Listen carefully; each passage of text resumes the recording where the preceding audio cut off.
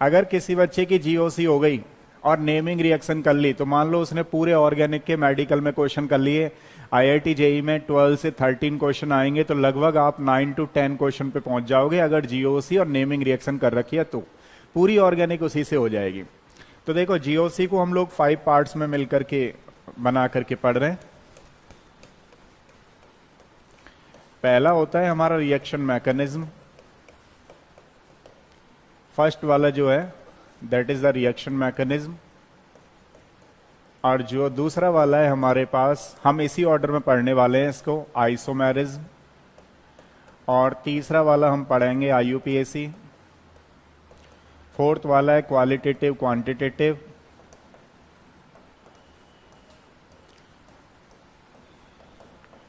ठीक है, और नेक्स्ट वाला है हमारे पास रिएजेंट। ये पूरी जीओसी है। अगर हम बात करें रिएक्शन मैकेनिज्म की, तो reaction mechanism further, Radhe Radhe ji, Aditya class में हो, कभी कभार तो रहा करो। रिएक्शन मैकेनिज्म फर्दर जो है 4 टाइप्स की होती है। एक है यहां पर electron displacement effect, electron displacement effect. दूसरा वाला होता है यहां पर fission of covalent bond, fission of covalent bond.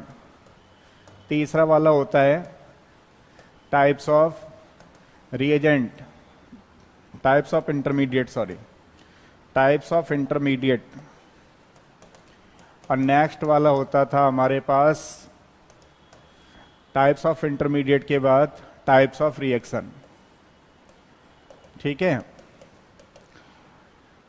अब देखो हम लोग बात कर रहे हैं यहां पे इलेक्ट्रॉन डिस्प्लेसमेंट इफेक्ट की। इलेक्ट्रॉन डिस्प्लेसमेंट इफेक्ट हमारे पास 2 टाइप का होता था, permanent electronic displacement and temporary electronic displacement. Permanent electronic displacement हमारे पास 3 टाइप का होता था। एक को बोलते थे हम इंडक्टिव इफेक्ट, इंडक्टिव इफेक्ट, दूसरे को बोलते थे हाइपर कॉन्जुगेशन, और तीसरे को बोलते थे रेजोनेंस। और ये तीनों की तीनों हमारे खत्म हो चुके हैं कल। आज हम लोग करेंगे टेम्पररी इलेक्ट्रॉनिक डिस्प्लेसमेंट। ठीक है, तो डालिएगा नेक्स्ट। और इसके बाद हम क्वेश्चन करने वाले हैं बहुत ही इंपॉर्टेंट हाइड्रोकार्बन से रिलेटेड, जो कि आपके एग्जाम के पॉइंट ऑफ व्यू से काफी इंपॉर्टेंट है, ध्यान रखना। तो पहले इसको करते हैं 10 मिनट्स 20 मिनट्स में, देन आफ्टर क्वेश्चन करते हैं। ठीक है, चलिए देखिए temporary electronic displacement.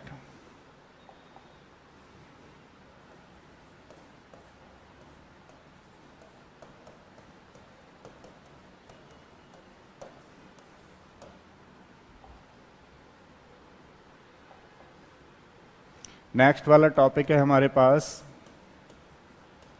Temporary electronic displacement.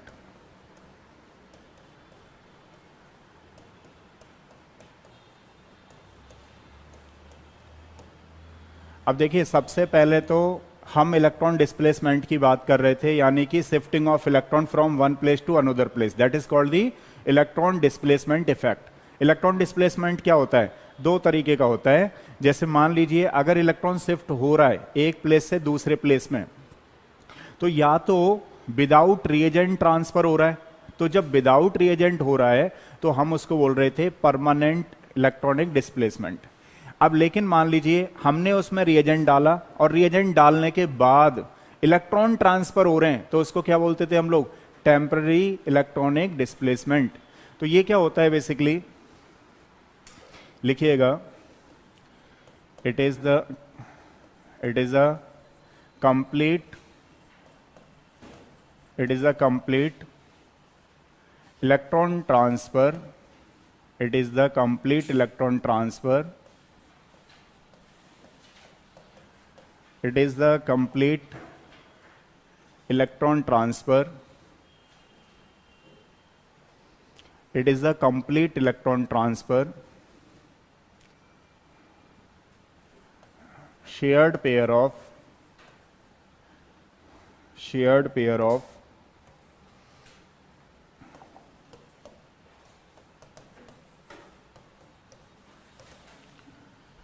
it is the complete electron transfer complete electron transfer, shared pair of pi electrons, shared pair of pi electrons towards one of the unsaturated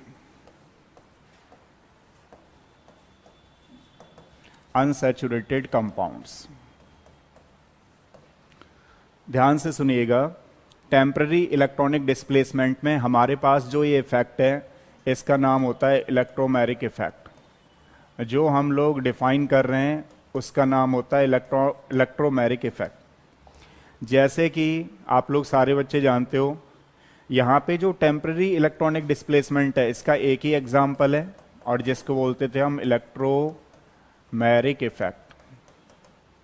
तो यानी कि हमारे पास तीन जो होते हैं उसको क्या बोलते हैं, परमानेंट इलेक्ट्रॉनिक डिस्प्लेसमेंट। कौन कौन से हो गए, इंडक्टिव इफेक्ट, दूसरा हाइपर कॉन्जुगेशन, तीसरा रेजोनेंस।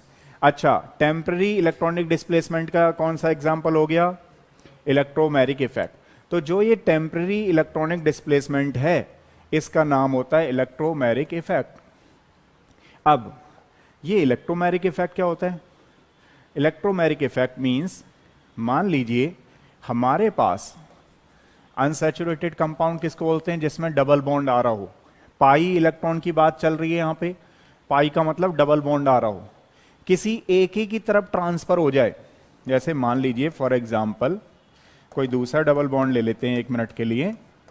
आप देख पा रहे हो यहां पर पाई इलेक्ट्रॉन डेंसिटी है। अब कोई बच्चा नहीं समझ पा रहा उसके लिए बताता हूं, जिसमें डबल बॉन्ड होता है उसमें पाई इलेक्ट्रॉन डेंसिटी होती है। अब भाई इसकी इलेक्ट्रॉन नेगेटिविटी ज्यादा है तो किसी एक की प्रेजेंस में इधर की तरफ शिफ्ट हो गया। तो आपको क्या लग रहा है ये खुद ही शिफ्ट हो गया, नहीं, आपको कोई रिएजेंट डालना पड़ेगा। Shared pair electron one of the unsaturated compound, थोड़ा सा और कंप्लीट करो, इन the presence of reagent, in the presence of reagent. अब मान लो आपने रिएजेंट हटा लिया। अब जैसे फॉर एग्जांपल हमने ये तो डाला, तो ये डालने पर कोई ना कोई हमें रिएजेंट डालना पड़ेगा। अब रिएजेंट सारे बच्चे जानते हैं, दो तरीके के होते हैं, इसको बोलते हैं इलेक्ट्रोफाइल और दूसरे को बोलते हैं न्यूक्लियोफाइल। अब मान लीजिए ये इलेक्ट्रॉन डेंसिटी कुछ ऐसे करके शिफ्ट हुई, नेगेटिव पॉजिटिव। तो लगभग सारे बच्चे जानते हैं कि जो ये नेगेटिव पार्ट आने वाला है वो यहां पे आएगा और जो ये पॉजिटिव आने वाला है वो यहां पे जुड़ेगा।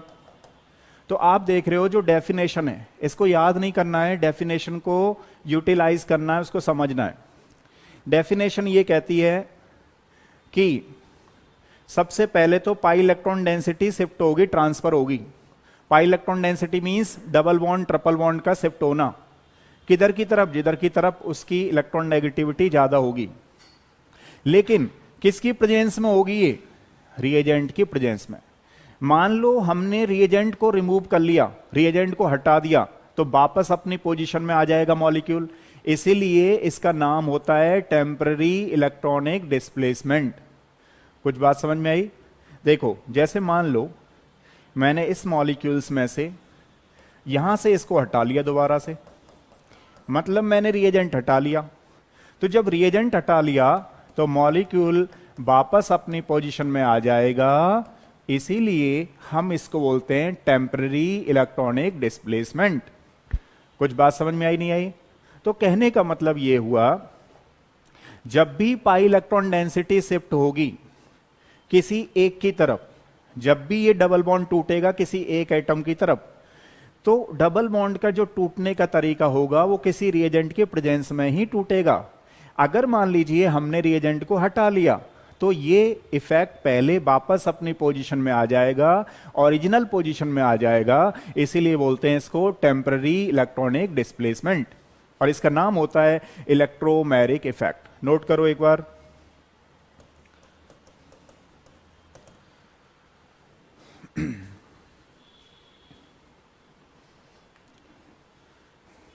तो अगर मैं आपसे पूछूं कि भाई इलेक्ट्रोमैरिक इफेक्ट क्या है, तो इलेक्ट्रोमैरिक इफेक्ट ये तो आपको समझ में आ ही गया कि किसी अनसैचुरेटेड कंपाउंड में इलेक्ट्रॉन का ट्रांसफर देखा जाता है। अब मैं आपसे पूछूं कि इसका एप्लीकेशन क्या है, क्योंकि बिना एप्लीकेशन तो हमारे एग्जाम में क्वेश्चन आते ही नहीं है। किसी भी कॉन्सेप्ट के एप्लीकेशन आते हैं, तो ध्यान रखिएगा ये बताता है direction of the molecules. Direction of the molecule, अगर आप लोग इलेक्ट्रोमैग्नेटिक इफेक्ट के बारे में पूरा जानते हो तो मॉलिक्यूल किधर से किधर टूटेगा, उसकी डायरेक्शन क्या होगी, ये आप इजीली बता सकते हो। और जब किसी बच्चे को अगर डायरेक्शन पता है तो प्रोडक्ट अपने आप निकल आएगा। अगर किसी बच्चे को डायरेक्शन ही नहीं पता है कि मॉलिक्यूल्स किधर की तरफ ब्रेक होगा, तो आप लोग एक प्रोडक्ट नहीं निकाल सकते हो। जैसे फॉर एग्जांपल अभी इसकी बात कर रहे थे, इलेक्ट्रोमैग्नेटिक इफेक्ट। तो बताओ इलेक्ट्रोमैग्नेटिक इफेक्ट समझ में आया? इलेक्ट्रोमैग्नेटिक आया समझ में? क्या होता है इलेक्ट्रोमैग्नेटिक इफेक्ट? पाई इलेक्ट्रॉन डेंसिटी शिफ्ट होती है किसकी प्रेजेंस में? रिएजेंट की प्रेजेंस में, किसी एक ही की तरफ। कुछ बात समझ में आई? और जैसे ही मान लो रिएजेंट हमने हटा दिया तो क्या होता है, वापस अपनी पोजीशन में आ जाता है, ओरिजिनल पोजीशन में आ जाता है। अब इलेक्ट्रोमैग्नेटिक इफेक्ट जो होता है वो टू टाइप का होता है। इलेक्ट्रोमैग्नेटिक इफेक्ट टू टाइप का होता है। एक को बोलते हैं प्लस इलेक्ट्रोमैग्नेटिक इफेक्ट, एक को बोलते हैं प्लस इलेक्ट्रोमैग्नेटिक इफेक्ट, और एक होता है हमारे पास माइनस इलेक्ट्रोमैग्नेटिक इफेक्ट। अब मैं किसी बच्चे से पूछूं कि ये प्लस इलेक्ट्रोमैग्नेटिक इफेक्ट कहां है, कहां पे यूज होता है, क्या लगता है, क्या होता है, तो ध्यान से सुनिएगा। मान लो हमारे पास कोई दो सेम एटम है, जैसे फॉर एग्जांपल लाइक दिस, दो कार्बन एटम सेम है, आप देख पा रहे होगे। अगर दो कार्बन एटम सेम है और मैं किसी बच्चे से पूछ लूं कि ये जो बॉन्ड है डबल बॉन्ड, उसकी डायरेक्शन क्या होनी चाहिए, इस डबल बॉन्ड की डायरेक्शन क्या होनी चाहिए, तो बता सकता है कोई बच्चा कौन सी डायरेक्शन होगी, ए या बी? कौन सी वाली डायरेक्शन होनी चाहिए, बोलो कौन सी वाली डायरेक्शन होगी? हाँ जी, ए या बी? तो आप देख रहे हो ये रिलीजिंग ग्रुप है, ये रिलीज करेगा, इसको इलेक्ट्रॉन देगा, और जब इसको इलेक्ट्रॉन मिलेंगे तो ये सामने की तरफ जाएंगे, तो यहां पे कैसा हो जाएगा, नेगेटिव, और यहां पे क्या होने वाला है, पॉजिटिव। मतलब ए डायरेक्शन बिल्कुल सही है, तो बी डायरेक्शन नहीं लगेगी क्योंकि यहां पर रिलीजिंग ग्रुप लग रहा है। अब देखिए होगा क्या कि जब मान लो, अब बी को तो हटा ही देता हूं, जब आपको पता लग गया कि ये डायरेक्शन होने वाली है, तो अगर मैं आपसे पूछूं कि भाई इस कार्बन पे कौन सा चार्ज है, तो आप कहोगे नेगेटिव, इस पे आएगा पॉजिटिव। अब मान लीजिए कोई रिएजेंट है जिसको इलेक्ट्रोफाइल बोल रहे हैं, तो इलेक्ट्रोफाइल इधर की तरफ तो अटैक नहीं करेगा, इलेक्ट्रोफाइल अटैक करेगा इधर की तरफ। तो हमारी समझ में क्या आया कि जहां पर इलेक्ट्रॉन डेंसिटी मूव की, जहां पर इलेक्ट्रॉन डेंसिटी शिफ्ट हुई, वहीं पर रिएजेंट ने अटैक कर दिया, उसको बोलते हैं प्लस इलेक्ट्रोमैग्नेटिक इफेक्ट। यानी कि attacking of reagent towards the shifting of pi electron density, attacking of reagent towards the shifting of pi electron density, that is called the plus electromagnetic effect। जहां पर electron density shift कर रही है वहीं पर reagent attack कर रहा है, तो उसको बोलते हैं हम लोग प्लस इलेक्ट्रोमैग्नेटिक इफेक्ट। कुछ बात समझ में आई नहीं आई? Shifting of pi electron density towards the attacking of reagent. अब देखो होता क्या है, जैसे मान लीजिए यहां दो अलग अलग एटम है, ये चीज इस तरीके से है। अब यहां पर जो रिएजेंट काम करता है, माइनस इलेक्ट्रोमैग्नेटिक इफेक्ट में जो रिएजेंट काम करता है उसको बोलते हैं न्यूक्लियोफाइल। अब मैं किसी बच्चे से पूछूं कि भाई बताओ न्यूक्लियोफाइल कहां पे काम करेगा, तो ध्यान रखिएगा पाई इलेक्ट्रॉन डेंसिटी यहां पर मूव कर रही है, तो न्यूक्लियोफाइल अब ए में जाके अटैक कर रहा है, पीछे जाकर के अटैक कर रहा है, उसको बोलते हैं माइनस इलेक्ट्रोमैग्नेटिक इफेक्ट। यानी कि shifting, attacking of reagent away from the shifting of pi electron density, that is known as the minus electromagnetic effect. बात समझ में आई नहीं आई? मतलब पाई इलेक्ट्रॉन डेंसिटी इधर शिफ्ट हो रही है, रिएजेंट इधर अटैक कर रहा है, उसको बोलते हैं हम लोग माइनस इलेक्ट्रोमैग्नेटिक इफेक्ट। तो इसको आप माइनस ई बोल रहे हो और इस वाले को प्लस ई। मतलब ऐसा है कि जो प्लस ई है उसमें सेम कार्बन होना चाहिए, सेम एटम हो रहे हैं, तो वहां पर लगेगा प्लस इलेक्ट्रोमैग्नेटिक इफेक्ट। और जहां पर प्लस इलेक्ट्रोमैग्नेटिक इफेक्ट काम कर रहा है वहां पर जो रिएजेंट है वो काम करेगा इलेक्ट्रोफाइल। जैसे फॉर एग्जांपल मैं किसी बच्चे से पूछूं कि इसमें कौन सा इफेक्ट लगेगा, बताओ इसमें कौन सा इफेक्ट लगेगा, बोलो भाई इसमें कौन सा इफेक्ट लग रहा है, प्लस ही माइनस ही बोलो बोलो बोलो कौन सा लग रहा है? इसका मतलब अभी आपको समझ में नहीं आया, बोलो। हाँ जी बताओ, कौन बच्चा बता रहा है कौन सा इफेक्ट लग रहा है इसमें? हाँ जी कौन सा लगेगा बोलो? माइनस ही भाई। अरे यार ये तो इसको दे रहा है जब दो एटम डिफरेंट है या नहीं है, नहीं बात समझ में आई? जब दो डिफरेंट एटम होते हैं तो वहां पे माइनस ही लगता है, जब दो डिफरेंट एटम होते हैं तो वहां पे माइनस ही लगता है। बात समझ में आई नहीं आई? प्लस ई कहां पे लगता है? जब दो सेम एटम होते हैं।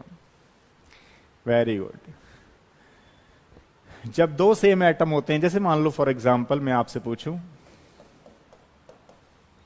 अब इसमें कौन सा इफेक्ट लगने को तैयार है?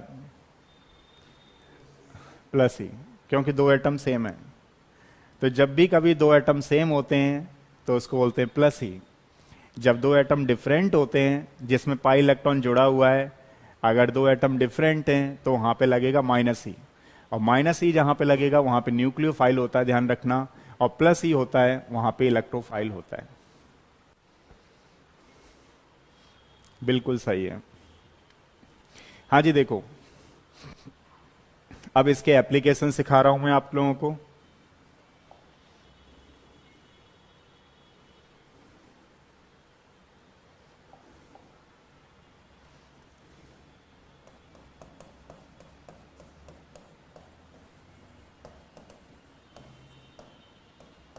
Application of electromagnetic effect. एक ही एप्लीकेशन है इसका, अभी बताया था मैंने आपको, डायरेक्शन ऑफ द बॉन्ड।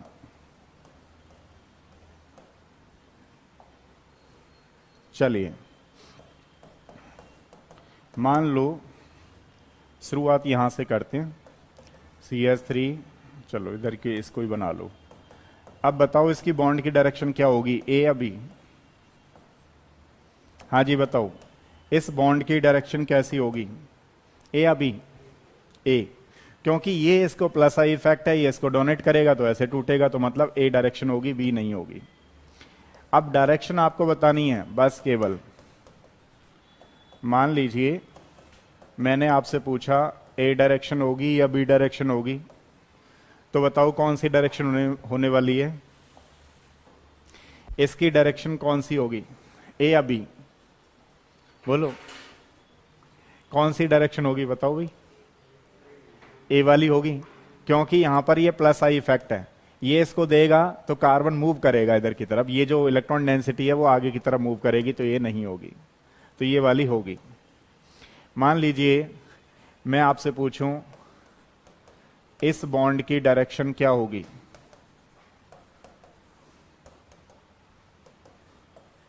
इस बॉन्ड की डायरेक्शन क्या होगी, ए या बी? इस मॉलिक्यूल में बॉन्ड की डायरेक्शन क्या होगी, ए होगी, क्योंकि यहां पर दो CH3 हैं और यहां पे एक ही है, तो ए डायरेक्शन होने वाली है, बी नहीं होगी। अब देखिए, जैसे मान लीजिए मैं आपसे पूछूं कि ये जो है ऐसे करके है मॉलिक्यूल, ए डायरेक्शन सही है या बी डायरेक्शन सही है? इस मॉलिक्यूल में कौन सी डायरेक्शन सही है, जल्दी बताओ फटाफट। हाँ जी चले गए क्या, जल्दी बताओ।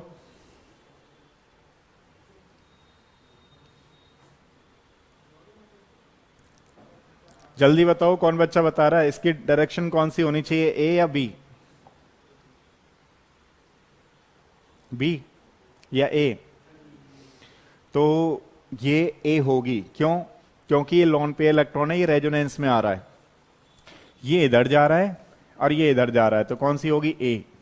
बी नहीं होगी।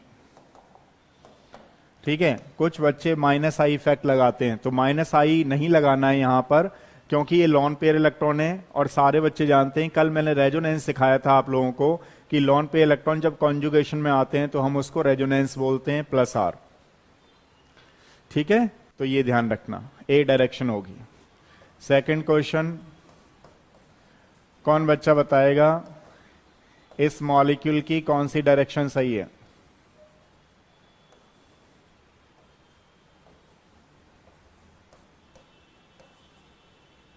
चलो अभी तो ये दो दो नहीं लगा रहा हूं, एक ही से पूछ रहा हूं आपसे, तो एक ही में बताओ कौन सी डायरेक्शन सही है, ए या बी? कौन बच्चा बताएगा ए या बी? बताओ, ए होगी या बी होगी? तो हमारे पास इसकी डायरेक्शन हो रही है बी। क्वेश्चन है ऐसा क्यों? यहां पर रेजोनेंस नहीं हो रहा है। क्यों नहीं हो रहा है? क्योंकि कल मैंने आप लोगों को सिखाया था रेजोनेंस, और रेजोनेंस कहां पे होता है? रेजोनेंस के लिए देखिए, ये हमारे पास इस तरीके से है। ठीक है, अब ये जो लॉन पे इलेक्ट्रॉन है, कल मैंने रेजोनेंस सिखाया था कि एक सिंगल बॉन्ड है, फिर डबल बॉन्ड होना जरूरी है, लेकिन यहां पे क्या है, सिंगल बॉन्ड फिर सिंगल बॉन्ड, यानी कि रेजोनेंस के लिए पहले सिंगल बॉन्ड फिर डबल बॉन्ड होना जरूरी है, जबकि ऐसा नहीं है। इस वाले मॉलिक्यूल्स में देखो रेजोनेंस हो रहा है। क्यों हो रहा है? ये लॉन पेयर है, सिंगल बॉन्ड है, फिर डबल बॉन्ड है, लॉन पेयर है, सिंगल बॉन्ड है, डबल बॉन्ड है, लेकिन यहां पे क्या हो रहा है, लॉन पेयर है, सिंगल बॉन्ड है, फिर सिंगल बॉन्ड है, मतलब यहां रेजोनेंस नहीं है। तो जब रेजोनेंस नहीं है तो कौन सा इफेक्ट है यहां पे? माइनस आई, और माइनस आई इफेक्ट की वजह से हमारी डायरेक्शन हो जाएगी बी, नॉट ए। तो मॉलिक्यूल्स को आपको ये देखना है कि कहीं प्लस आर तो नहीं लग रहा है। अगर मान लीजिए प्लस आर लग रहा है तो उसको उसके हिसाब से घुमाना है, अगर माइनस आई लग रहा है तो माइनस आई के हिसाब से इस तरीके से मॉलिक्यूल को ले जाना है, ध्यान रखना।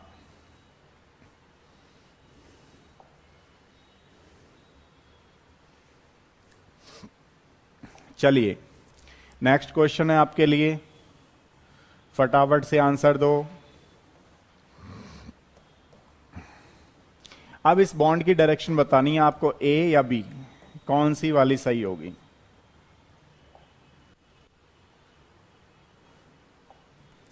क्योंकि फिर मैं क्वेश्चन कराने वाला हूं। ये मेरा इलेक्ट्रोमैग्नेटिक इफेक्ट खत्म हो गया, यानी कि हमारा इलेक्ट्रॉन डिस्प्लेसमेंट इफेक्ट खत्म हो चुका है।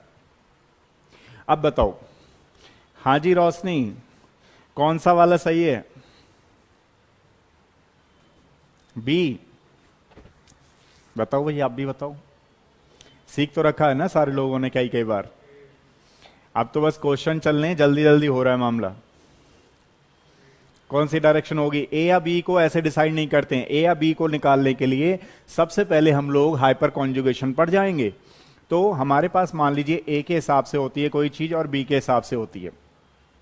तो अगर मान लीजिए ए के हिसाब से मॉलिक्यूल टूटता है, तो ए के हिसाब से आप लोग देख पा रहे हैं कि यहां पर, अच्छा ए के हिसाब से जा रहा है मॉलिक्यूल, तो देखो जहां से बॉन्ड टूटता है वहां पॉजिटिव होता है, जहां पर जाता है वहां नेगेटिव, मतलब यहां पे नेगेटिव लगाना है और यहां पॉजिटिव लगाना है। अब बी के हिसाब से हम लोग देखें तो मॉलिक्यूल्स कुछ ऐसे जा रहा है। अब आप लोग देख पा रहे होंगे कार्बोकैटाइन से हाइपर कॉन्जुगेशन आपको अप्लाई करना है। हाइपर कॉन्जुगेशन क्या होता है? अल्फा कार्बन पर अल्फा कार्बन हाइड्रोजन देखते हैं हम लोग, तो देखो 3 और 3 6, तो ये अल्फा है, ये वाले अल्फा हैं, तो ये 6 अल्फा हैं। अगर मैं आपसे पूछूं कि इसमें कितने अल्फा हैं, तो आप देख पा रहे हो ये कार्बन है और ये हाइड्रोजन है, ये हाइड्रोजन है, ये हाइड्रोजन है, हाइड्रोजन है, तो कितने अल्फा हैं? 4। तो मतलब इसमें 4 अल्फा हैं और इसमें 6 अल्फा हैं। Which one is the more stable? Which one is the more stable? B. तो बी वाला मॉलिक्यूल्स जो है, बी के हिसाब से इसकी डायरेक्शन जाएगी, ध्यान रखना है। कार्बोकैटाइन से अल्फा देखना है। कुछ बात समझ में आई? इस तरीके से इसकी डायरेक्शन को हमें देखना है। बी वाले सारे बच्चे सही हैं, ए वाले अभी कोशिश करो। एक बार फिर से समझा रहा हूं। देखो जब मान लो मैं इसको ऐसे तोड़ा, इसको ऐसे तोड़ा, तो देखो नेगेटिव यहां आया, पॉजिटिव यहां आया, ठीक है। अब पता है ये वाले अल्फा हैं, देखो माइनस से तो इसलिए नहीं देख रहे हम कि यहां माइनस आया हुआ है, कोई मतलब नहीं है। कैटाइन के बगल वाले होते हैं अल्फा, तो जब यहां पे एक कार्बन के 4 बॉन्ड लगे होते हैं तो यहां 2 हाइड्रोजन है और यहां 2 हाइड्रोजन है, तो कितने हाइड्रोजन अल्फा? 4।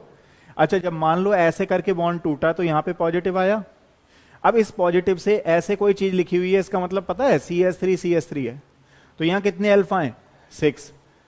भाई 3 और 3 6 ना, तो जितने अल्फा कार्बन हाइड्रोजन होते हैं उसमें हाइपर कॉन्जुगेशन ज्यादा होगा, हाइपर कॉन्जुगेशन ज्यादा होगा तो इसकी स्टेबिलिटी ज्यादा होगी। विच one is the more stable? This one. Note करो।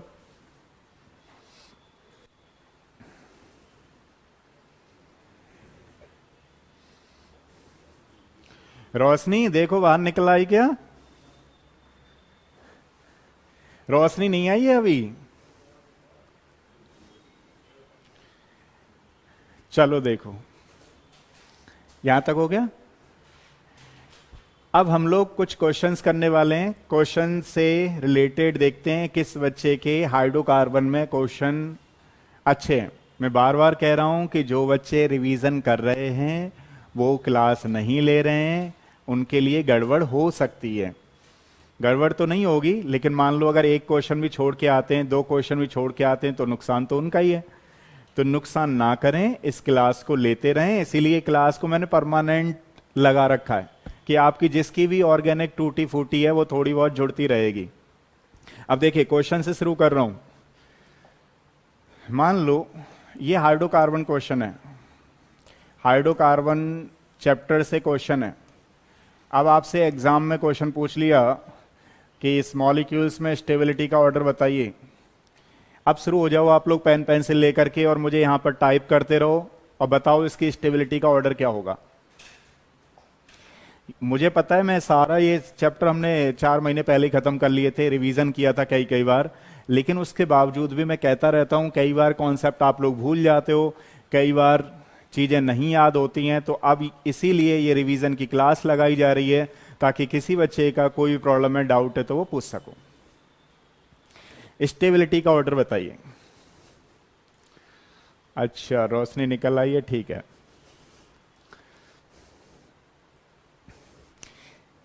बोलो भाई,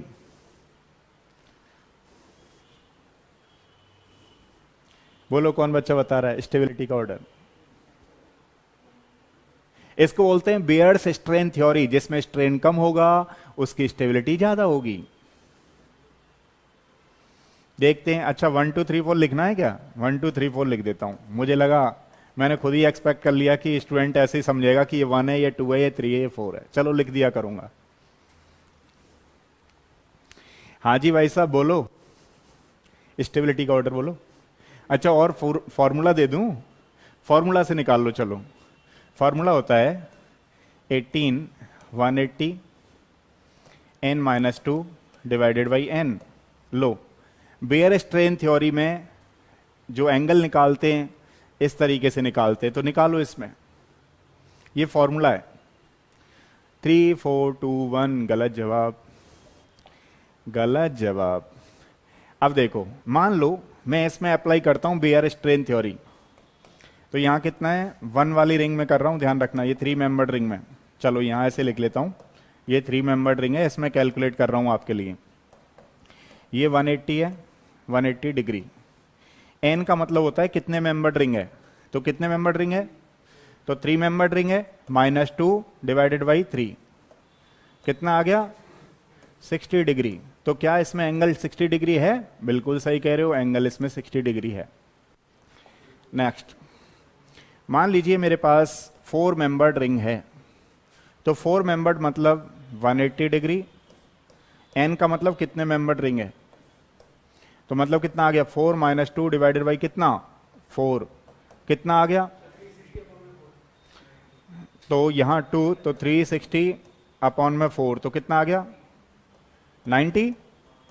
तो 90 डिग्री है, बिल्कुल सही कह रहे हो, 90 डिग्री एंगल है। जब मैंने आपको पढ़ाया था चैप्टर, पता है क्या है? मैंने जल्दी से बता दिए थे कि हाँ ये 60 है, 90 डिग्री है। मैंने कहा इनको निकाल करके आप लोग क्या देखोगे, वो तो वैसे ही। लेकिन हाँ, स्टेबिलिटी का ऑर्डर मैंने जरूर बताया था आपको, आप लोग भूल गए हो। अब 5 मेंबर्ड ले लेते हैं। मान लो हमारे पास 5 मेंबर्ड रिंग है, तो 180 डिग्री, एन माइनस एन की वैल्यू कितनी है यहाँ पे 5। कितने मेंबर्ड रिंग है यहाँ पे 5, तो 5 माइनस कितना 2 डिवाइडेड बाई 5, तो करो कितना आया 540 डिवाइडेड बाई कितना, तो कितना आ गया बोलो 108। वेरी गुड, 108 डिग्री, बिल्कुल सही जवाब 108 डिग्री बिल्कुल होता है, ध्यान रखना 5 मेंबर्ड रिंग में होता है एंगल 108 डिग्री। अगर मान लो मैं 6 की बात करूं, सॉरी 6 मेंबर्ड रिंग की बात करूं, इसको बोलते हैं बेयर स्ट्रेन थ्योरी। अब देखो 6 मेंबर्ड रिंग की बात करें तो बोलो कितना है 180 डिग्री। कितनी मेंबर्ड रिंग है 6 माइनस 2 डिवाइडेड बाई कितना 6, कितना आ गया बोलो 120, 120 डिग्री। निकालो निकालो निकालो, 120 आएगा, कोई बात नहीं, अब तो निकल आया। ध्यान रखें सारे बच्चे, इसका एंगल होता है 120 डिग्री। अच्छा, इन सब सारी रिंग में हाइब्रिडाइजेशन बता दो कौन सा है, सारी रिंग में हाइब्रिडाइजेशन कौन सा है sp3, क्योंकि सिंगल बॉन्ड होता है तो सारे बच्चे जानते हैं sp3 हाइब्रिडाइजेशन होता है। अब इसमें भी sp3 है, इसमें भी हाइब्रिडाइजेशन sp3 है, इसमें भी sp3 है, इसमें भी sp3 है, और इसमें भी sp3 है। अब अगर मैं किसी बच्चे से पूछूं कि बताओ sp3 का बॉन्ड एंगल कितना होता है, तो आप क्या कहोगे 109 डिग्री। sp3 हाइब्रिडाइजेशन का बॉन्ड एंगल कितना होता है। अब मुझे ये बताओ यहां पे खुश कौन है, सबसे ज्यादा खुश कौन है। वैसे तो 3 है अप्रोक्सीमेशन में लें तो, लेकिन होता क्या है थोड़ा एंगल जो है वो एक्सिस में तो चल जाता है, लेकिन अब वैसे तो आपका रोशनी का हिसाब से सही था, लेकिन एक्चुअली में क्या है कि इसमें स्ट्रेन थोड़ा सा आता है, 109 से भी हल्का सा स्ट्रेन आ रहा है, हल्का सा स्ट्रेन आ रहा है, ध्यान रखना, लेकिन इसमें ये स्ट्रेन फ्री है। अब ये बताओ यहां परेशान कौन है। पता लगा कि आप लोगों में से किसी बच्चे की डाइट है 5 रोटी 5 चपाती खाने की, और उसको दिन में 1 ही दी जाए, तो परेशान कौन रहेगा। और 5 की आदत है और आपको 6 दे दी जाए, तो खुश कौन रहेगा, खुश कौन रहेगा 6 वाला, सोएगा और नींद और आएगी बार बार नहीं है। और अगर पता लगा 5 रोटी खाने की आदत है और उसको 1 ही दी जा रही है, तो वो कहेगा अबे बहुत हो गया, मैं डाइटिंग पे थोड़ी ना हूं, निकल लेगा। तो सबसे जल्दी कौन निकलेगा और सबसे ज्यादा देर तक कौन टिका रहेगा।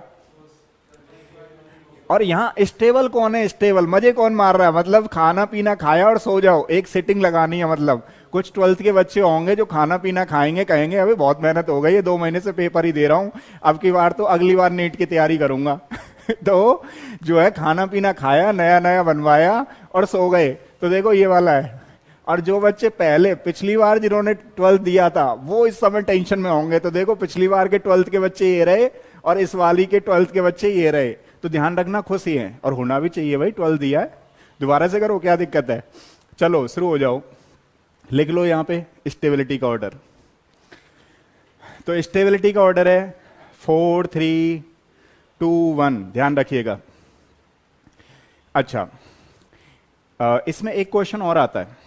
मान लीजिए इसमें आपसे पूछ ले एनर्जी किसकी ज्यादा है, एनर्जी किसकी ज्यादा होगी, एनर्जी किसकी ज्यादा होगी, मतलब पिछली साल 12th किया है उसकी या इस बार 12th किया है उसकी, जो इस बार 12th किया है, क्योंकि वो थोड़ा दिमाग से भी फ्री है।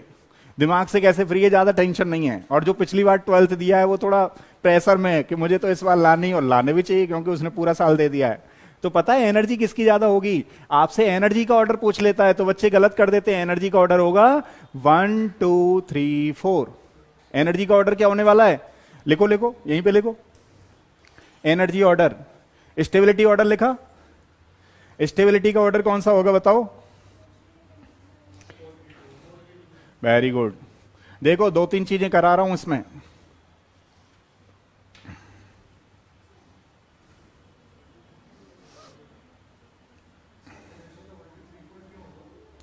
क्योंकि देखो 2 चीजें, एनर्जी, एनर्जी लगभग इसकी होती है 697 किलो जूल पर मोल, है ना। इसकी 6 समथिंग 90 समथिंग, है ना। ये 57 657, मतलब ध्यान रखना जिसकी एनर्जी ज्यादा होगी उसकी स्टेबिलिटी कम होती है। तो एनर्जी किसकी ज्यादा है मॉलिक्यूल की? 1 2 3 4, ठीक है। और ध्यान रखना स्टेबिलिटी किसकी ज्यादा है। एक बच्चा मेरे पास कल परसों इस तरीके का क्वेश्चन लाया, जो बच्चे जिस तरीके के क्वेश्चन ला रहे हैं मैं उसी पे वीडियो बना रहा हूं। पहली चीज तो ये। दूसरी चीज क्या है कि जो बच्चे मेरे पास क्वेश्चन ला रहे हैं वो कभी यहां दिखाई नहीं दे रहे। दूसरी वाली बात ये है, ठीक है। तो हालांकि मैं उनको शेयर कर दूंगा दोबारा से कि मैं वीडियो बना रहा हूं, थोड़ा रहा करें यहां पे जिससे आपको पता लगे। एक बच्चा मेरे पास इसी क्वेश्चन को लाया था परसों। उसका क्वेश्चन ये था कि सर इसमें हीट ऑफ कंबंशन का ऑर्डर क्या होगा। हीट ऑफ कंबंशन अलग चीज है, एनर्जी अलग चीज है, ध्यान रखना। दोबारा से सुनिएगा। हीट ऑफ कंबंशन का क्वेश्चन एक बच्चा डाउट में लेकर के आया था, उसने कोई टेस्ट दिया होगा उसमें था उसका। तो अगर मान लो मैं आपसे पूछूं हीट ऑफ कंबंशन अलग चीज है, एनर्जी अलग चीज है, ध्यान रखना। तो एनर्जी का मतलब है एक बॉन्ड को तोड़ने के लिए जितनी एनर्जी दी जा रही है उसको बोलते हैं एनर्जी। कंबंशन का मतलब जलाया जा रहा है। तो जब जलेगा तो कोई चीज ज्यादा होगी तो उसको ज्यादा देना पड़ेगा। तो बताओ कंबंशन किसकी ज्यादा होगी, हीट ऑफ कंबंशन किसकी ज्यादा होगी? जिसमें ज्यादा कार्बन होंगे, जिसमें ज्यादा कार्बन होंगे। तो इसमें कितने कार्बन है पता आप लोगों को? 3। और इसमें कितने कार्बन है? 6। तो किस में हीट ज्यादा देनी पड़ेगी उसको बोलते हैं हीट ऑफ कंबंशन। तो हीट ऑफ कंबंशन किसकी होने वाली है? जितने कार्बन ज्यादा होंगे, ध्यान रखना।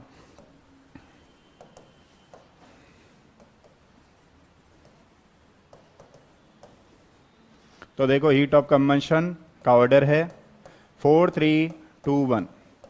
एक और चीज ध्यान रखिएगा, जो बच्चे नहीं जानते उनको बता रहा हूं। जब ये जलेगा, बर्न होगा तो एनर्जी निकलेगी, और एनर्जी निकलेगी तो ये एक्सोथर्मिक होगी। और जब हम एक्सोथर्मिक में कोई मॉलिक्यूल्स होता है तो वो ज्यादा स्टेबल होता है, ध्यान रखना। और ये जो हीट की बात चल रही है, ये जो एनर्जी की बात चल रही है, ये हमें एनर्जी देनी पड़ रही है। इसको बोलते हैं एंडोथर्मिक रिएक्शन। बात समझ में आ रही है नहीं आ रही है? तो एंडोथर्मिक मतलब 1 2 3 4 होगा, एक्सोथर्मिक मतलब 3 2 जो भी है ऑर्डर। तो हर चीज, दोनों चीजें अलग अलग हैं, इस बात का आपको ध्यान रखना है। इस पे इतने सारे क्वेश्चन आ सकते हैं। चलो यहां तक सही हो गया। नेक्स्ट लिखो। कुछ क्वेश्चन है मेरे पास, उन क्वेश्चनों को करेंगे। ये तो हमारे पास हाइड्रोकार्बन से रिलेटेड क्वेश्चन था। नेक्स्ट एक क्वेश्चन इसको भी लाया था वो बच्चा, उसके क्वेश्चन का आंसर देना जरूरी है। ये क्वेश्चन को भी लेकर के आया था, लेकिन अभी वो दिखाई नहीं दे रहा है मुझे बच्चा। अब नाम मैं नहीं बताऊंगा, वो खुद ही बताए तो ज़्यादा सही है, लेकिन अभी है नहीं मुझे लग रहा है। कोई बात नहीं, मेरा काम है आपको थोड़ा सा चीज़ों को मैनेज करना। इसमें क्वेश्चन था उसका, कोई बड़े बड़े मॉलिक्यूल्स कहीं से ले आया था। तो इसमें क्वेश्चन था कि इसमें सबसे ज़्यादा स्टेबल कौन सा होगा। उसके 2 क्वेश्चन थे, 2-3 इससे रिलेटेड, हाइड्रोकार्बन चैप्टर से रिलेटेड। चलो बताओ, ये क्वेश्चन आ गया कि इसमें सबसे ज़्यादा स्टेबल मॉलिक्यूल्स कौन सा होगा। कौन बच्चा बताएगा?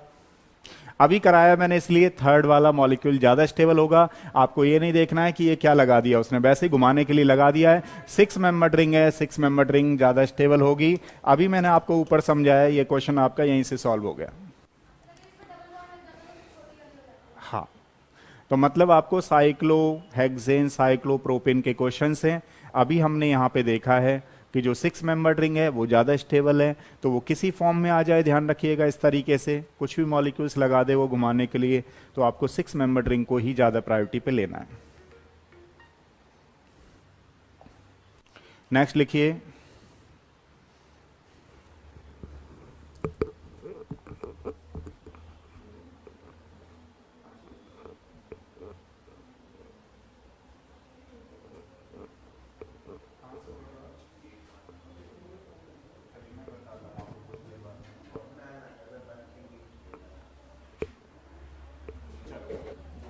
अब नेक्स्ट डालो आप लोग, एनेंशियोमर, डायस्टियोमर्स। नेक्स्ट डालो, अब उसमें जाऊंगा मैं, लेकिन कुछ बच्चे बता रहे थे सर ये चीज क्लियर करवा दो एक बार, वो चीज क्लियर नहीं है तो पहले वो ले लेते हैं, कोई दिक्कत नहीं है। मीजो एनेंशियोमर,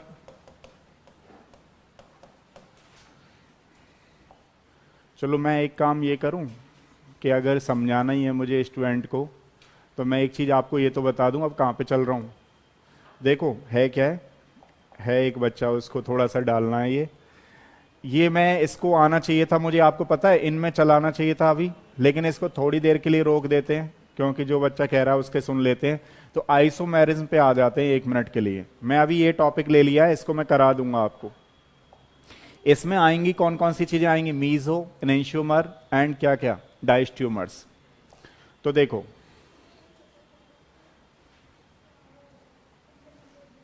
करने सारे टॉपिक हैं। तो अगर मैं बात करूं आपसे आइसोमेरिज्म की, थोड़ा सा 5 मिनट के लिए हिंट दे देते हैं। आइसोमेरिज्म होती क्या है, कौन बच्चा बताएगा? सेम मॉलिक्यूलर फॉर्मूला बट अलग अलग क्या चीज होंगी, सेम मॉलिक्यूलर वेट। ये तो मैं आपको बहुत बार बता चुका हूं। देखो C2H6O को हम कैसे लिख सकते हैं, 2 तरीके हैं हमारे लिखने के, या तो हम ऐसे लिख सकते हैं या नहीं तो हम ऐसे लिख सकते हैं। अगर मान लो लैब में आप चेक करने दे दिया जाए इन दोनों मॉलिक्यूल्स को, तो पता है आपको ये बाद में बॉयल होगा, ये जल्दी हो जाएगा। तो बॉइलिंग पॉइंट किसका ज्यादा हुआ, मतलब हमने क्या देखा कि मॉलिक्यूलर वेट सेम है, मॉलिक्यूलर फॉर्मूला सेम है, but different physical and chemical properties होती हैं, उसको आइसोमर्स बोलते हैं, और इस फिनोमेना को आइसोमेरिज्म बोलते हैं, ध्यान रखना। तो आइसोमेरिज्म में कभी भी स्ट्रक्चर ना बोलें, नहीं तो गलत हो जाएगा।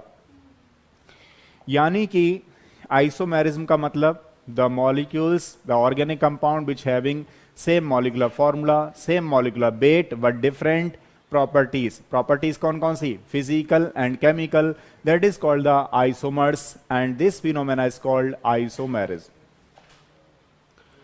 अब देखो आइसोमेरिज्म की कहानी यहां से शुरू होती है कि ये 2 टाइप की होती है।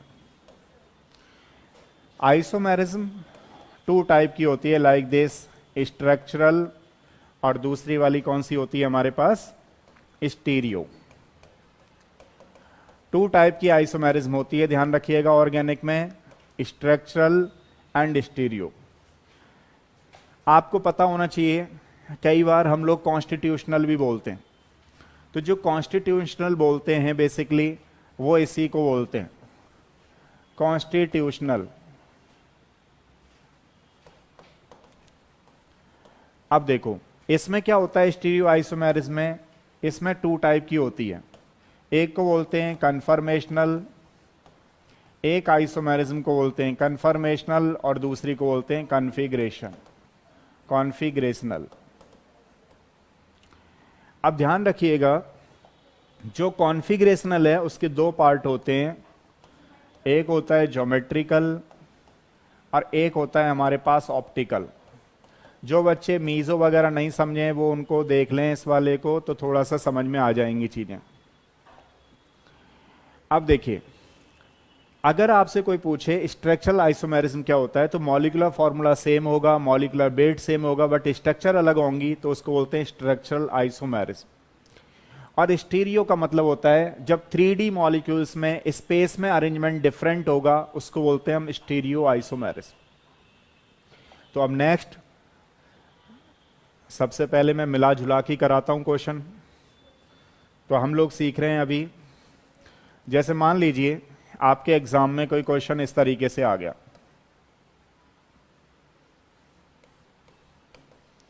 आपके एग्जाम में ये क्वेश्चन आ गया,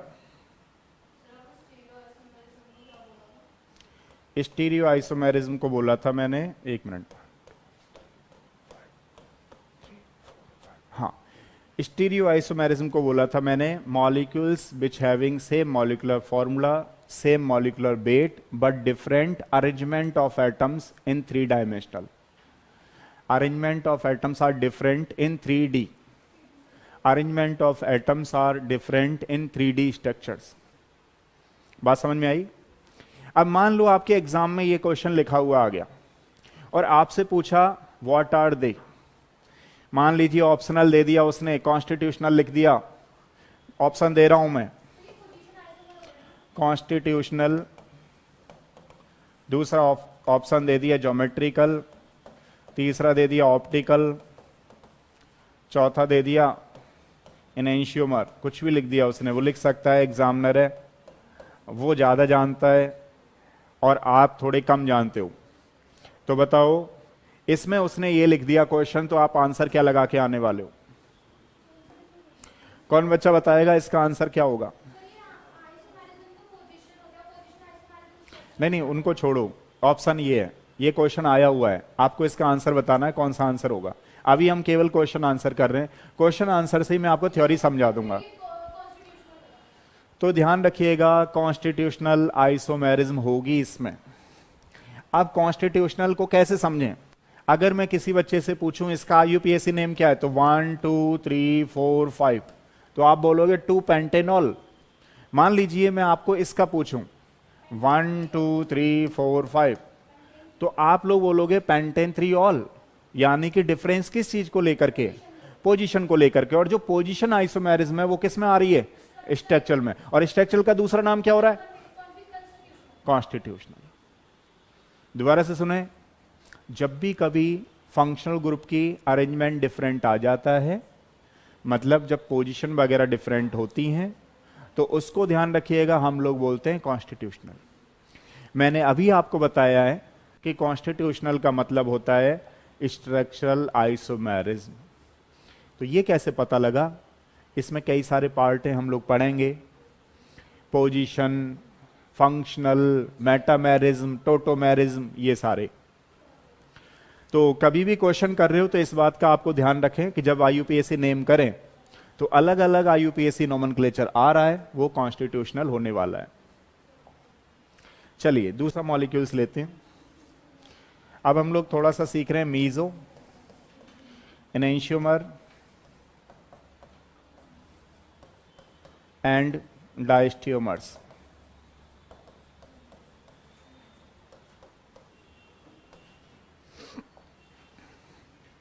मान लो मैं आपसे किसी बच्चे से पूछूं कि इन दोनों में क्या रिलेशन है।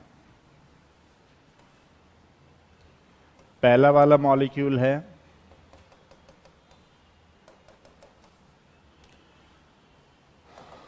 तो पहले वाले मॉलिक्यूल्स, या दूसरा वाला कर लो, कोई ऐसी दिक्कत नहीं है। पहले और दूसरे में क्या रिलेशन है? पहले और दूसरे में क्या रिलेशन है? एंड करके बताओ, कौन बच्चा बताएगा? फर्स्ट और सेकंड में क्या रिलेशन है? They are enantiomer. Enantiomer means जब, अच्छा एनेंशियोमर है क्या? कौन बच्चा बताएगा? एनेंशियोमर है, देखो जरा, दे आर एनेंशियोमर और नॉट? बताओ बताओ, हाँ बताओ, ये एनेंशियोमर है या नहीं है? क्या चीज है? मतलब आपके ऑप्शन पड़े हुए हैं, meso, enantiomer, diastereomers, none of these, तो किसको टिक लगा के आओगे? अभी मेरा कोई आंसर नहीं है, ध्यान रखना इस बात का। अभी मेरा कोई आंसर नहीं है, मैं आपको समझाऊंगा फिर बताऊंगा, लेकिन आपको बताना है ये क्या है आपस में। बताओ कौन बच्चा बताएगा? अभी मेरी तरफ से कोई आंसर नहीं है, आपको बताना है इन तीनों में से कौन सा है, या फोर्थ वाला आंसर पड़ा हुआ है नन ऑफ दीज। तो बताओ कौन बच्चा बताएगा? ये क्या है? बोलो क्या चीज है ये? कौन बच्चा बताएगा ये क्या चीज है? रोशनी ने बताया एनेंशियोमर है। देखो डेफिनेशन क्या होता है, मैं थोड़ा सा और बता देता हूं आपको। मान लो कहीं पर ये चीज ऐसे लगी हुई है, कहीं पे ये चीज ऐसे लगी हुई है, ठीक है, तो इसमें प्लेन ऑफ सिमेट्री आ जाता है, उसको बोलते हैं मीजो, इसको बोलते हैं मीजो। अब देखो एनेंशियोमर किसको बोलेंगे? जैसे मान लो ये COH है, ये मीजो टार्ट्रिक एसिड था पहला वाला, तो ये इस तरीके से है मान लो। अब इसको क्या बोलेंगे? एक OH एक OH, समझ रहे हो? एनेंशियोमर है ये। तो मतलब ये चीज है। अब इसको आप सोचेंगे कि इनेंशियोमर हम एक पे नहीं देखते हैं, इसकी मिरर इमेज देखेंगे। तो मिरर इमेज देखेंगे तो ये वाला जो ओ एच है हमें इधर दिखाई देगा, और ये वाला जो एच है वो इधर दिखाई देगा, और सी ओ एच इस तरीके से, ये ओ एच है हमें इधर दिखाई देगा। तो मतलब ये दोनों आप समझ रहे हो, ये वाला और ये वाला एनेंशियोमर है, दे आर द एनेंशियोमर। तो अब मीजो कंपाउंड क्या है, जैसे मान लो ये ओ एच है, तो इसमें प्लेन ऑफ सिमेट्री आ जाती है, उसको बोलते हैं मीजो कंपाउंड। आपको ये बताना है ये दोनों आपस में क्या है। बताओ भाई, कौन बच्चा बताएगा, बोलो, कोई बच्चा बता रहा है ये क्या है आपस में?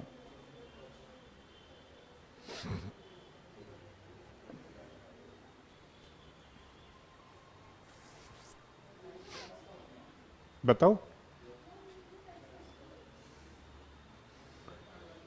हाँ जी, तो ध्यान रखना, सबसे पहले जब भी आप इनेंशियोमर बताओ तो इनेंशियोमर का मतलब होता है ऑप्टिकली एक्टिव। तो क्या ये मॉलिक्यूल ऑप्टिकली एक्टिव है? क्या ये कायरल है? कायरल का मतलब होता है एक कार्बन से 4 डिफरेंट ग्रुप का जुड़ा होना। अब आप देखो, मान लो ये कार्बन ले लो, तो इस कार्बन पे क्या है, सेम है ये चीजें, मतलब मिरर इमेज बन रही है, आप देख रहे हो ये मिरर इमेज आ रही है, और ये प्लेन ऑफ सिमेट्री आ रही है। तो ये कायरल नहीं है, ठीक है। तो कायरल मतलब कैसा मॉलिक्यूल है, ये अकायरल। तो ये क्या होंगे आपस में, meso, they are meso. Meso मतलब ये प्लेन ऑफ सिमेट्री यहां से भी आ रही है, देखो, दे आर मीजो, ध्यान रखना। एक बार बता रहा हूं, पहले देखते चलो तब समझ में आएगा, देखते चलो तब समझ में आएगा, एक बार में नहीं आएगा। मान लो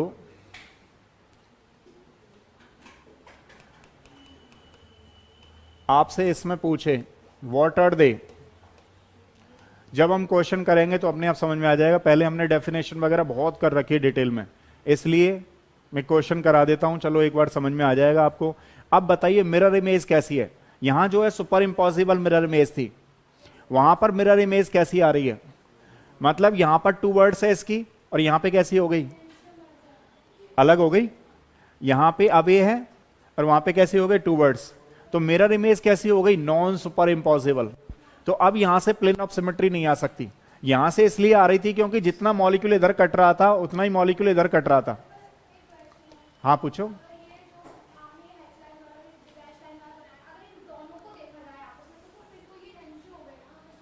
नहीं,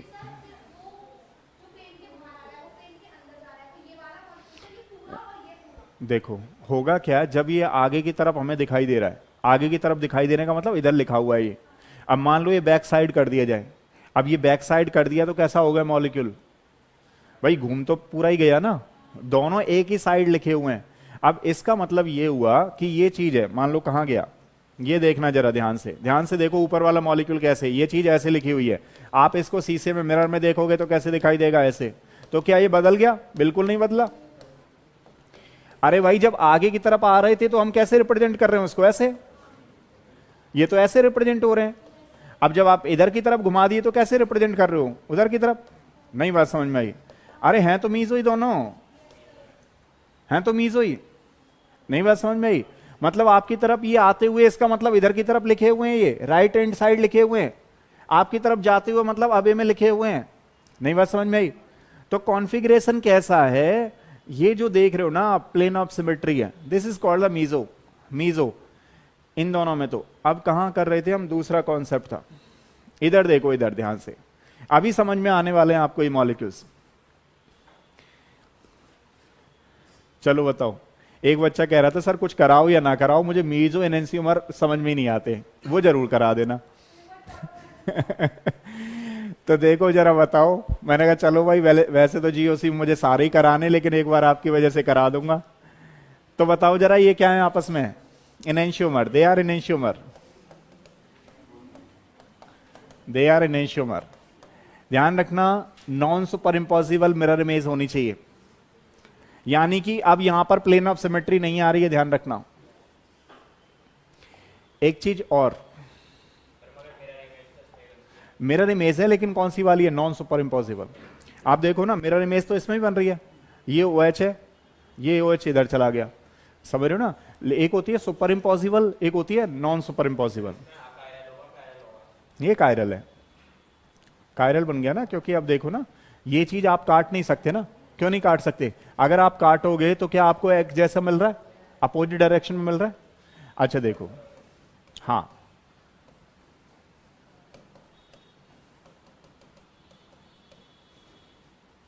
अब मान लो आपके एग्जाम में इस तरीके का क्वेश्चन आ गया,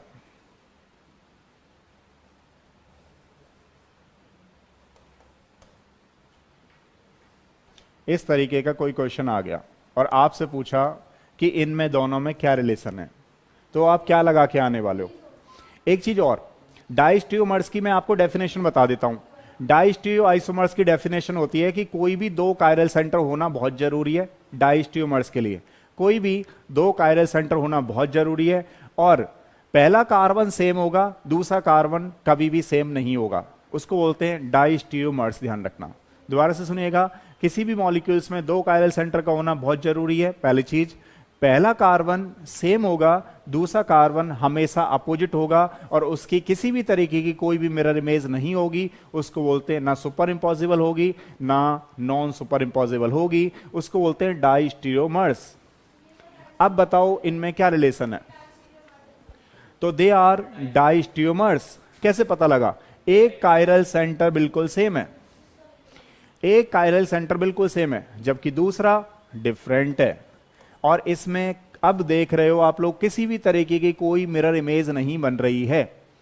यानी कि इसकी अगर मिरर इमेज देखोगे आप लोग तो ये अपोजिट में चला जाएगा, ये उसमें चला जाएगा, इसकी देखोगे तो दोनों ही अपोजिट में चले जाएंगे। तो एक दूसरे की कोई भी मिरर इमेज नहीं बन रही है, ध्यान रखना, दे आर डाइस्टियोमर्स।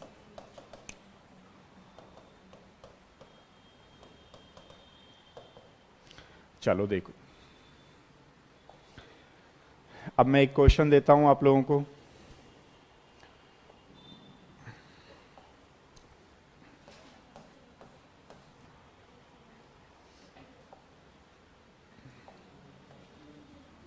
अब इसको लक्ष्य बताएगा भाई, बताओ लक्ष्य बताओ, ये क्या है। आपको ऑप्शन दे रखे हैं, enantiomer, meso, डाइस्टियोमर्स, none of these. कौन बच्चा बताएगा, कौन बच्चा बता रहा है, बताओ। व्हाट आर दे, ओहो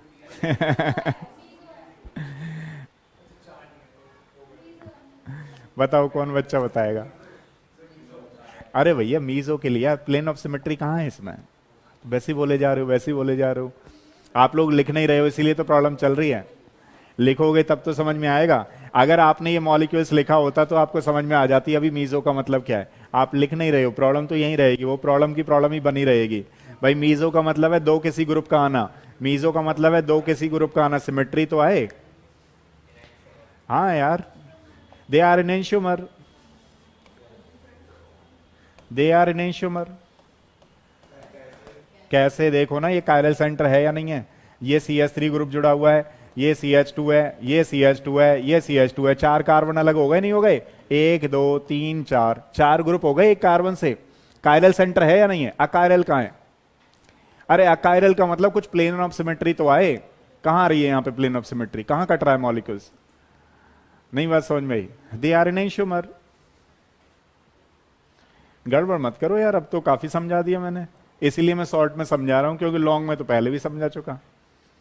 आप ये देखो, जिसमें कायरल सेंटर प्रेजेंट होगा, ऑप्टिकली एक्टिव होगा, उसकी जो सिमेट्री होगी वो कैसी होगी, नॉन सुपर इम्पॉसिबल।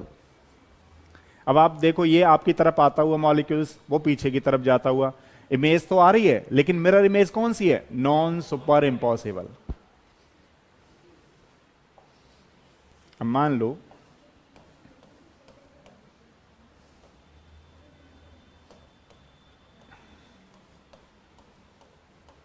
चलो बताओ इनमें क्या रिलेशन है आपस में, क्या है ये,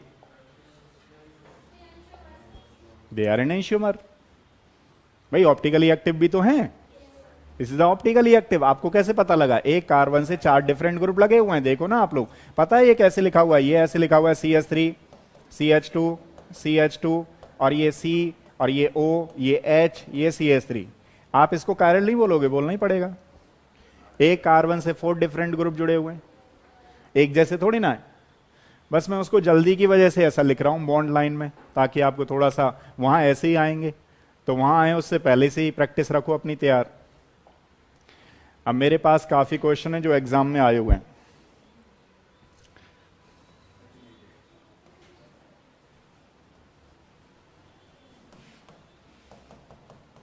ये डिफरेंट एग्जाम में आए हुए हैं, ज्यादातर इसमें से IIT के हैं।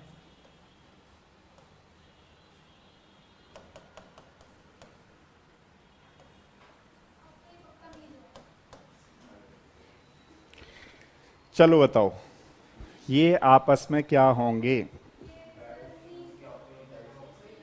बताओ भाई, ये आपस में क्या है? अगर अब के नहीं बताया तो मेरा मोटिवेशन कम हो जाएगा।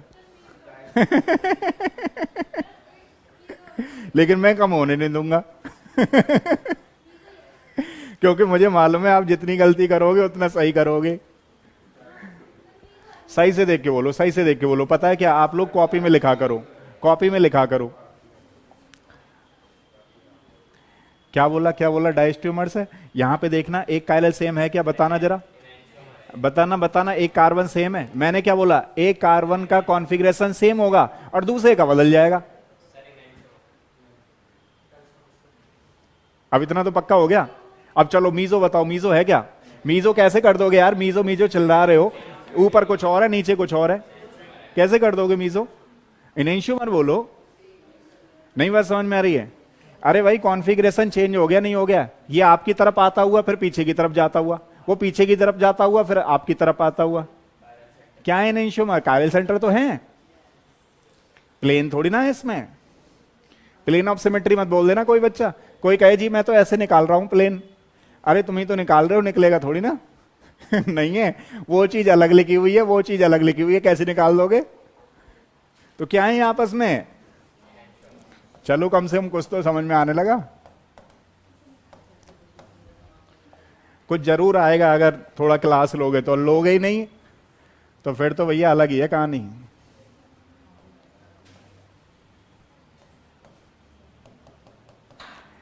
जो बच्चे कहते हैं डेली ये सर बिल्कुल करा देना, मुझ पे आता नहीं है, वही बच्चे नहीं आते। फिर मुझे लगता है कि अभी करानी है क्लास, नहीं करानी है। लेकिन 2-4 बच्चे आते हैं, उन्हीं की वजह से कराता हूं मैंने। चलो कोई दिक्कत नहीं है। अब देखो लक्ष्य बताएगा इसका आंसर भैया। अब इसका आंसर लक्ष्य बता रहा है। ये मान लो 23 के नीट में आ गया तो क्या आंसर बना? क्या अब कंफर्म कर दिया कि ये डायस्ट्यूमर्स होगा ही होगा। कुछ समझ में आया नहीं आया? देखो इसमें हो क्या रहा है पता है? इसमें ये जो है ये सेम है, एक कार्बन इसमें सेम होगा, दूसरा कार्बन हमेशा डिफरेंट होगा। They are known as the diastereomers. बताओ समझ में आया नहीं आया? अच्छा ये कौन सी फॉर्म है? ये कौन सी फॉर्म है? ट्रांस। ट्रांस है या नहीं है? एक आपकी तरफ आता हुआ, दूसरा पीछे की तरफ जाता हुआ, ये आपस में कैसे ग्रुप लगे हुए हैं? अपोजिट। तो ये कौन सी फॉर्म है? ट्रांस। और ये कौन सी फॉर्म है? अरे वेरी गुड। अभी कभी एग्जाम में आ गया ना आपके में सिस और ट्रांस कौन सी फॉर्म होती है, तो आप क्या टिक लगा के आने वाले हो? डायस्ट्यूमर्स। आपके एग्जाम में कभी भी पूछ ले सिस और ट्रांस क्या होंगे, तो क्या होंगे? Meso, enantiomer, diastereomers, none of these. Diastereomers ध्यान रखना। अब नीट में क्या आया हुआ है एग्जाम में? नीट में ब्यूटीन को दे रखा था और इसमें क्वेश्चन पूछा गया है ये आपस में क्या है। हमें एनसीईआरटी को भी अप्रोच लेना है और बड़े मॉलिक्यूल्स को भी लेना है, क्योंकि मैं नीट और आईआईटी जेईई दोनों को फोकस कर रहा हूं यहां पे। वो आईआईटी में आए हुए हैं, ये नीट में आया हुआ है। अब शुरू हो जाओ नीट वाले बच्चे। They are diastereomers. ये कौन सी फॉर्म बनी हुई है? सिस। और ये कौन सी फॉर्म है? और जब सिस और ट्रांस आ जाएं तो आप लोग इसको क्या बोलते हो? डायस्ट्यूमर्स।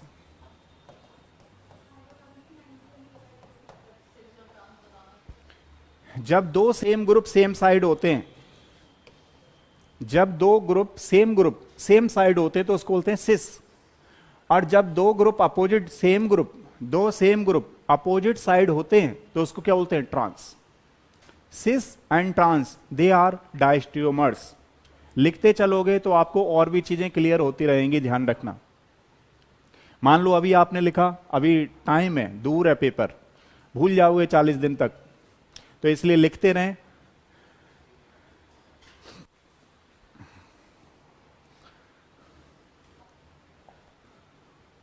सही है? यहां पे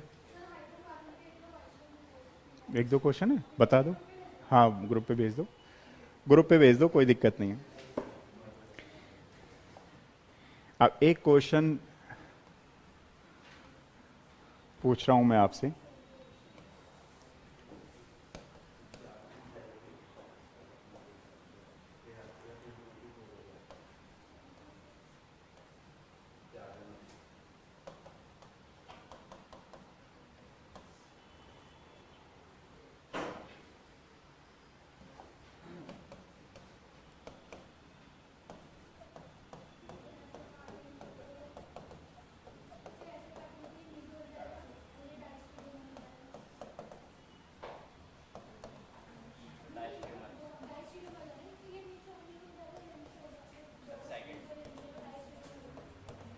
ये आपके आईआईटी में आया हुआ है। और आईआईटी का क्वेश्चन है तो ऐसे समझो कि आपको ढंग से करना है, ध्यान से करना है, धीमे से करना है, एक साथ नहीं। एक साथ आंसर दोगे तो गलत होना ही है। नन ऑफ दिस तो ऑप्शन ही नहीं है इसमें। तो कौन सा है बताओ? अरे मैंने शुरुआत ही इससे की थी भाई। कौन सा है बोलो? Constitutional, constitutional, constitutional. कुछ भी बोलते जा रहे हो। अब ये पोजीशन कौन सी है? 1 2 3। ये पोजीशन कौन सी है? 1 2। इसका मतलब अभी तक जितना डिस्कशन किया वो कुछ समझ में नहीं आया आपको। अरे भाई शुरुआत कहां से की थी मैंने? भूल गए क्या? अभी की अभी शुरुआत कहां से की थी मैंने? देखो ये क्या चीज लिखा हुआ है।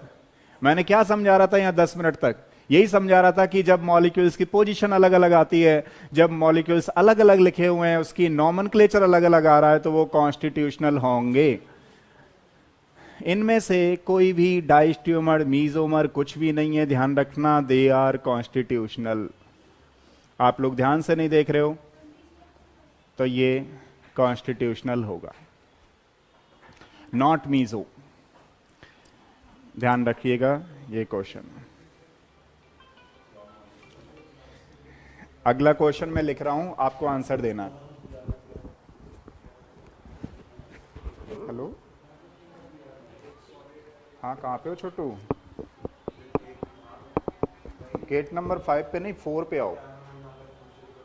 4 पे मैं भेजता हूँ, ठीक है? ठीक ठीक, ओके, चलो आओ। देखिए नेक्स्ट वाला है हमारे पास,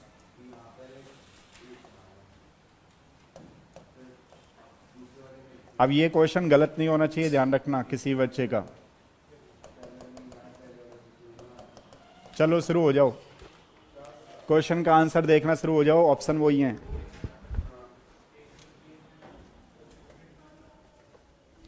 लेट हो गए हो?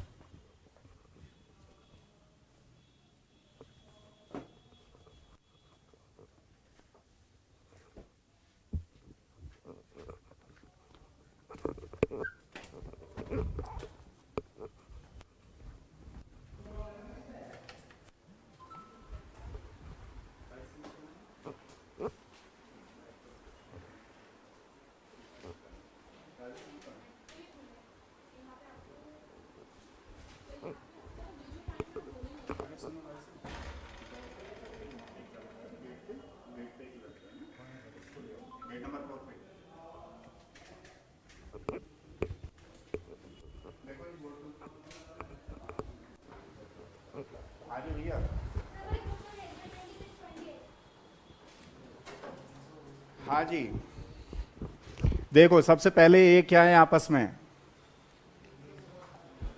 दे आर मीजो। क्यों? क्योंकि यहां पर प्लेन ऑफ सिमेट्री आ रही है, तो दे आर मीजो।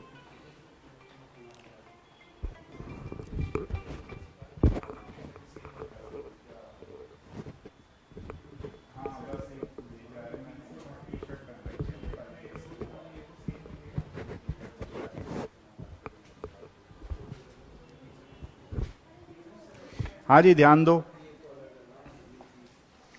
अभी हमारे पास ये वाला हो गया। कौन सा क्वेश्चन है? 26, 28 देखो।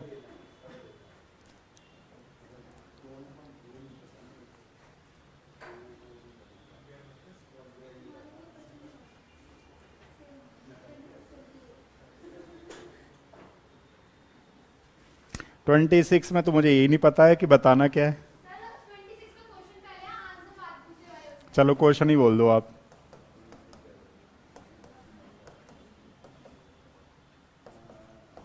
क्वेश्चन क्या है इसमें, ये पूछा क्या है, बस मुझे इतना बता दो। ठीक है, बता देंगे। किस में हाइड्रोजनेशन फास्टर होगी? हाइड्रोजनेशन मतलब हाइड्रोजन का जुड़ना, और जब हाइड्रोजन जुड़ता है तो सारे बच्चे जानते हैं जो स्टेबल होता है वो ट्रांस होता है। तो ट्रांस होता है तो सिस में हाइड्रोजन जल्दी जुड़ेगा, तो सिस में हाइड्रोजन जो है वो जल्दी जुड़ेगा। अब हमें सिस ढूंढनी है, मतलब जो लीस्ट स्टेबल होगा उसको देखना है हमें। ये हमारे पास मोर स्टेबल, तो ये आ गया। तो मैं आपको स्टेबिलिटी का ऑर्डर बताता हूं, तो आपको जो लगे लास्ट वाला जो रहे उसको आंसर लगा देना है। तो सबसे ज्यादा स्टेबल होगा इसमें डी, और डी के बाद इसमें जो स्टेबल होने वाला है, पहले तो मेरे पास ये हो गया, फिर हम ट्रांस ले जाएंगे। तो ट्रांस ये 3 दे रखा है, ये 3 दे रखा है, आर मतलब 3 है इसमें। तो अगर हम इसकी बात करें तो डी के बाद सी है स्टेबिलिटी का ऑर्डर। 3 आर हो गए, अब मेरे पास 2 आर हैं, 2 आर हैं, ठीक है।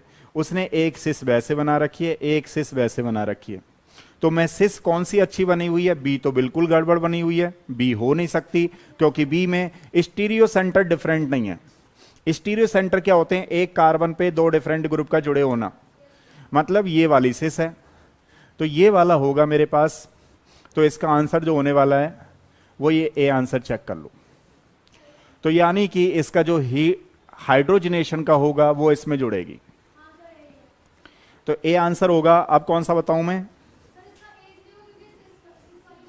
ये तो है ही नहीं, ये तो कभी एग्जिस्ट ही नहीं करेगी, एग्जिस्ट ही नहीं करेगी, इसको तो मारो गोला। अब देखो इसमें क्या करो कि ये सबसे ज्यादा स्टेबल है ना, बॉन्ड ही नहीं टूटेगा। कोई आदमी स्टेबल होगा तो क्यों होगा, इधर जाएगा थोड़ी ना इधर उधर। आगे करा दो। हाँ, हाँ, हाँ। अरे ये मिल गए, नहीं मिले आपको? आप एक काम करो, किसी से पूछो, कोटक महिंद्रा बैंक के सेकंड फ्लोर पे आना है आपको। हमारी तरफ से मैंने एक भेजा था पर्सन जिसपे टी शर्ट लग जाती है, YBS नेशनल। हाँ हाँ जी, ध्यान दो, समझ में आया नहीं आया? अब कोई स्टेबल होगा, अब मान लो मैं ज्यादा स्टेबल तो नहीं हूं, लेकिन हाँ 2 ही बच्चों को यहां पढ़ा लूंगा। अब कोई बच्चा कहेगा 200 बच्चों को वहां पढ़ाने जाना है आपको लटक करके, मतलब जो भी है गाड़ी में लटक नहीं बोलता हूं मैं उसे, तो मैं नहीं जाऊंगा। क्यों नहीं जाऊंगा? मैं भैया 2 बच्चों को आराम से पढ़ा लूंगा, या चुपचाप आ जाओ, चुपचाप पढ़ जाओ। सही है नहीं है? तो कहने का मतलब ये है कि ये तो एग्जिस्ट ही नहीं है, और ये बॉन्ड टूटेगा नहीं। क्यों नहीं टूटेगा पता है आपको? जब टूटेगा नहीं तो क्यों जुड़ेगा? तो कौन सा आंसर आ गया हमारा? ए। अब कौन सा पूछ रहे हो, बोलो जल्दी, क्योंकि बच्चे ही पक गए होंगे ना, इतना ही पढ़ पाते हैं वो ऑनलाइन पे भी, उसके बाद निकल लेते हैं अपने हिसाब से। अरे कितना ही बड़ा दे दो, अब वो तो जो क्या बोलते, मैं तो नहीं जानता हूं, लेकिन आपकी हिंट लेकर के करता रहूंगा। नहीं नहीं, मैं नहीं कर पाऊंगा, आप तो कर लोगे, क्योंकि मैं ही थोड़ा कम जानता हूं। देखो ये आ गया, अब चलो शुरू हो जाओ। ये क्या है भाई, Na4। ये तो वो आ गया, क्या बोलते हैं उसे, ओजोनलिसिस वाला है ना, ओजोनलिसिस।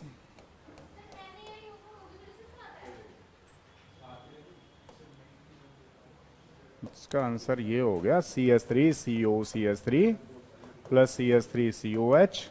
लेकिन KMnO4 डाल रखा है तो फर्दर ऑक्सीडेशन हो जाएगा, फर्दर ऑक्सीडेशन हो जाएगा तो मेरे पास प्रोडक्ट बना CH3COCH3 प्लस CH3COH। देखना कोई ऐसा है क्या, ऐसा ही आंसर चेक करो।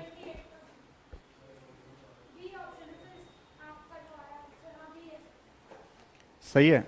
अब क्वेश्चन है क्यों ऐसा हुआ। देखो ये तो ओजोनलिसिस टाइप का कराता है, और आपको पता है KMnO4 फर्दर ऑक्सीडेशन कर देगा। तो किसी एग्जामिनर ने अच्छा क्वेश्चन बना लिया है, यहां तक तो बच्चे लगभग सारे ले आएंगे, लेकिन सारे बच्चे जानते हैं इसका फर्दर ऑक्सीडेशन हो जाएगा, तो ये आंसर आ जाएगा। सही है। तो अब खत्म कर दें क्लासों को, 2 ही बच्चे रह गए। चलो कर देते हैं। हाँ हाँ बताओ बताओ, उसको भी मैं बोर्ड पे करा देता हूँ। चलो डालो डालो डालो, अभी मेरी क्लास, अभी बोलो डालो। कोई बात नहीं, कोई बात नहीं।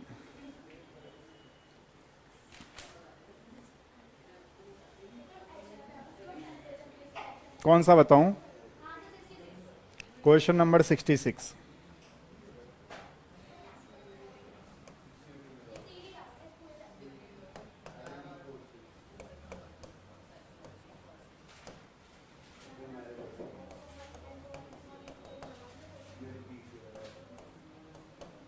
(0°C). सही है। अब देखो, जैसे मान लो मैं आपसे पूछूं कि मेरे पास कोई बेंजीन रिंग है, ध्यान से सुनना जरा। मैं आपसे पूछूं CH3 कोई X लगा हुआ है, और ये कौन सी रिएक्शन होती है बताओ तो, ये कौन सी रिएक्शन होती है in the presence of Lewis acid? Friedel Crafts alkylation होती है ना। तो ये हो गई मेरे पास, ये आंसर क्या बनने वाला है पता है? टॉलुइन। सही है ना। अब मान लो मेरे पास उसने थोड़ा सा काम और दे दिया, एक काम और बढ़ा दिया है कि इसमें मुझे बॉन्ड तोड़ना है और पहले अल्काइल हैलाइड बनाना है इसका। तो मैं इंटरमीडिएट बना लेता हूं इसका। तो इसका इंटरमीडिएट जो जाने वाला है मेरा, ये जाने वाला है, उसको तो कहीं ले जाओ कोई प्रॉब्लम नहीं है। तो ये RX हो गया, नहीं हो गया? मतलब ये मॉलिक्यूल मेरा R है और ये मॉलिक्यूल मेरा X है। तो मतलब मैं इसको लुईस एसिड के प्रेजेंस में कराऊंगा तो मेरे पास प्रोडक्ट क्या बनेगा, इस तरीके से बनेगा। तो यही आंसर है, चेक कर लो, कहानी खत्म। This is known as the Friedel Crafts reaction. तो बस थोड़ा सा काम करना है इसमें। काम क्या करना है आपको, पहले ये रिएजेंट दे रखा है इस टेम्परेचर पे, पहले इस बॉन्ड को तोड़ करके एक बना लो RX, मतलब आपको एल्काइल हैलाइड बनाना है, उससे जोड़ना है, कहानी खत्म। This is known as the Friedel Crafts reaction. ठीक है, चलो अब कल लेंगे जो है।